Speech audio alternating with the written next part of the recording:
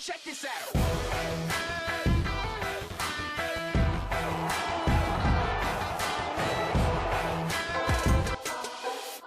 Salut à tous, c'est BizBiz. Alors aujourd'hui l'épisode 509 du Zap Image. Comme d'habitude, je vous mets des images de foot, d'actualité ou d'images anciennes. On en parle un peu et c'est parti. On va commencer directement avec les matchs du jour en Coupe du Monde, parce que c'est les quarts de finale qui commencent aujourd'hui. Donc déjà à 16h tout à l'heure, Uruguay contre la France. Donc ça sera sur TF1.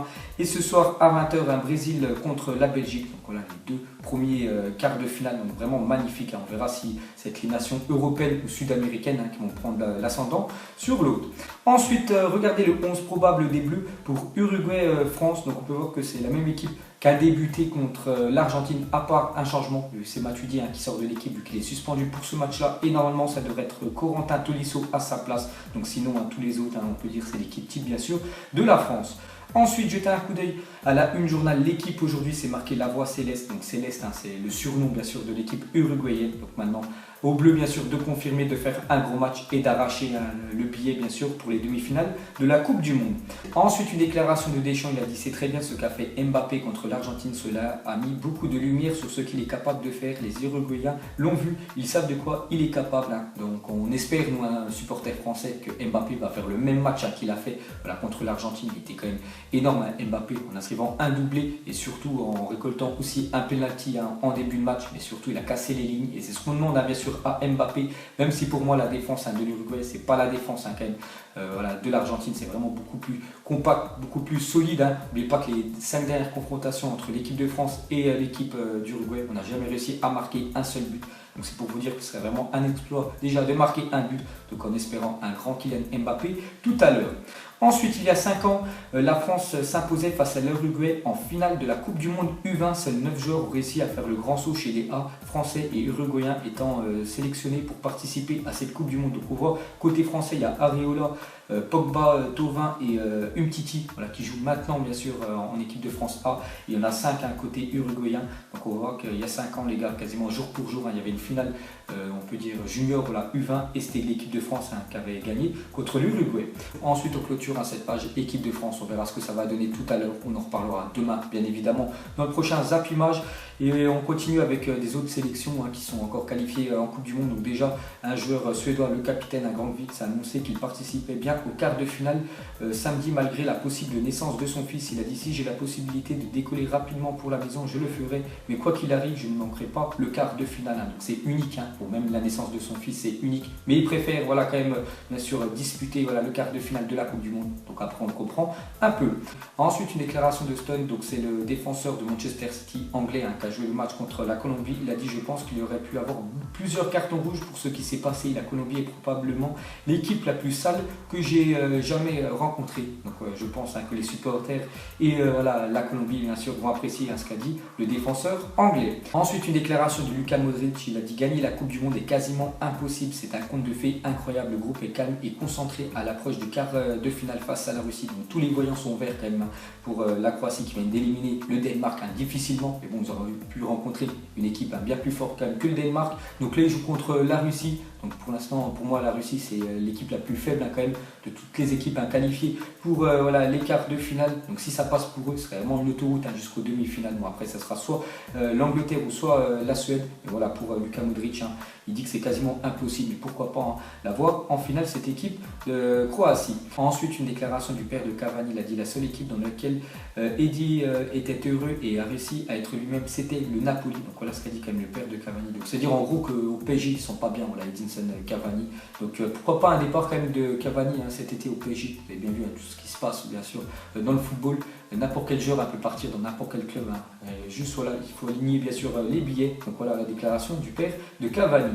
Ensuite une photo de la carrière de Lionel Messi, donc Barça et Argentine. Donc côté Barça, il a tout gagné, toutes les compétitions qu'il a commencé, il a minimum gagné au moins une fois, que ce soit la Ligue des Champions, la Liga, la Coupe du Roi, la Super Coupe d'Europe. Il a tout gagné bien sûr Lionel Messi. Côté Barcelone et Argentine, on voit que voilà, simplement il n'y a rien du tout. Il a perdu beaucoup de finales, 2 finales de la Copa América et bien évidemment la finale finale de la Coupe du Monde il y a 4 ans. Ensuite, une déclaration de Willian, il a dit sur internet, j'ai lu des informations rapportant un intérêt du FC Barcelone pour moi, mais je ne sais rien du tout à ce sujet, je pense que ce n'est pas le moment d'en parler. Donc déjà, moi je vous ai dit, je pense qu'à la fin de la Coupe du Monde, il va y avoir beaucoup de transferts, de gros transferts qui vont être effectués, parce que en fait les clubs attendent bien sûr la fin de la Coupe du Monde pour commencer bien sûr à s'activer sur le marché des transferts. Et Willian, joueur de Chelsea, l'année prochaine Chelsea joue pas en Ligue des Champions, et Willian a le niveau quand même pour jouer la Ligue des Champions, donc il pourrait partir dans un autre club. On voit que le Barça serait intéressé par sa venue. Ensuite, Chelsea aimerait recruter Anthony Martial en cas de départ de Willian à Barcelone. Donc Willian en parlait juste avant. Donc voilà, s'il part Willian à Barcelone, ils vont récupérer une petite somme quand même. Voilà, Chelsea ils aimeraient l'investir sur Anthony Martial, le joueur de Manchester United. Ensuite, une petite info sur Yerry Mina, est devenu le premier défenseur à marquer 3 buts dans une Coupe du Monde depuis Paul Breitner en 1974. Donc voilà, la belle performance quand même de Yerry Mina, qui a eu cette Coupe du Monde réussie pour le joueur de la Colombie. Ensuite, on va parler de Buffon, passera sa visite médicale aujourd'hui avec le PSG. Donc c'était marqué demain, donc j'avais pris la photo bien sûr hier. Donc normalement aujourd'hui il passe sa visite médicale Buffon, et on peut voir que Buffon sera officiellement présenté par le PSG lundi prochain dans l'après-midi. Son nom le Parisien et Sky Italia. Pour l'occasion, comme pour l'arrivée de Neymar, la Tour Eiffel devrait s'illuminer aux couleurs du PSG avec un portrait de l'Italien. Donc ils vont faire les choses en grand comme ils avaient fait avec Neymar, où la Tour Eiffel s'était illuminée bien sûr en jaune et vert, voilà, le drapeau brésilien. Donc ils vont faire la même chose avec Buffon, avec le drapeau italien. Ensuite, officiel, Alvaro Odriozola s'engage pour 6 ans avec le Real Madrid. Donc première recrue du Real Madrid cet été. Donc c'est un joueur de la Real Sociedad que je connais pas du tout, c'est pour ça qu'on va pas trop en parler. Voilà, ce joueur-là rejoint bien sûr le Real Madrid. Ensuite, on continue avec le Real Madrid et on va ouvrir bien évidemment la page Cristiano Ronaldo, parce que Ronaldo pourrait et normalement va quitter le Real Madrid pour rejoindre la Juventus. Donc hier on en a déjà parlé, on continue le feuilleton parce que voilà, c'est de plus en plus chaud, c'est de plus en plus proche on peut dire. Voilà, son départ à la Juve. Donc déjà la Juventus attend le feu vert de Jorge Mendes avant de transmettre son offre de 100 millions d'euros au Real Madrid pour Cristiano Ronaldo.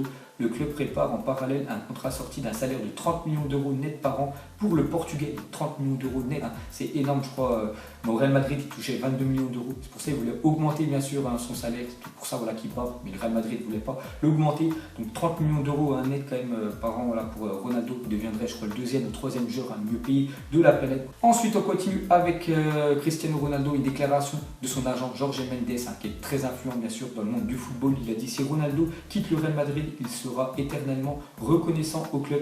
S'il part, ce sera une nouvelle étape et un nouveau défi dans sa brillante carrière. Donc voilà ce qu'a dit quand même Jorge Mendes, qui dit bien sûr qu'en gros voilà, il y a quand même une sacrée opportunité que Ronaldo quitte le Real Madrid. Il a dit s'il part, ce sera une nouvelle étape et un nouveau défi dans sa brillante carrière. Et lui il est vraiment renseigné bien sûr sur l'envie de Ronaldo et voilà le départ certainement à la Juventus. Ensuite, il y avait 1% de chance que Cristiano Ronaldo reste au Real Madrid avant la réunion Florentino Pérez, Jorge Mendes. Désormais, il n'y a plus que 0,1% de chance qui reste quand même Cristiano Ronaldo au Real Madrid. Donc là encore une petite info, vraiment que ça brûle son départ à la Juve.